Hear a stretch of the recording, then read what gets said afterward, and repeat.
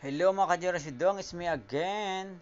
So mayroon tayong linisan nga aircon. Tumawag yung client natin or nag-chat sa atin nga magpalinis siya ng aircon home service kasi mahina na daw yung aircon niya, marumi na daw. So ayan nga, marumi na nga. So tilinisan natin at nandito tayo ngayon. So shout out sa lahat, shout out everyone. So before natin bubuksan ng aircon guys, sa ating subukan muna kung gumagana ba talaga kasi baka hindi lumalamig tapos linisin natin.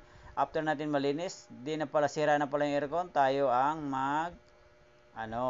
tayo pagbintangan sa client kasi nasira na yung aircon. So, procedure natin, subukan muna natin, try muna natin yung aircon before natin baklasin. Ayan, okay na siya, kaya pinicturean ko yung body ng aircon or yung aircon mismo para mayroon tayong maipost sa ating FB or page natin. So, alright, nag-continue tayo, binuksan na natin, nakalas na natin yung cover. Ayan. So, shout out sa lahat and stay safe everyone. So, enjoy watching.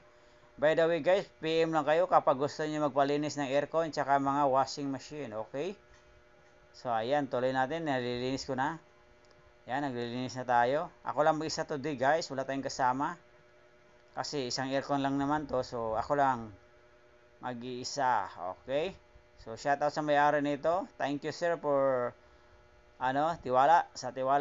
Thank you. Sayang, binalik na natin. Magic lang yan paglilinis. Ayan, magic.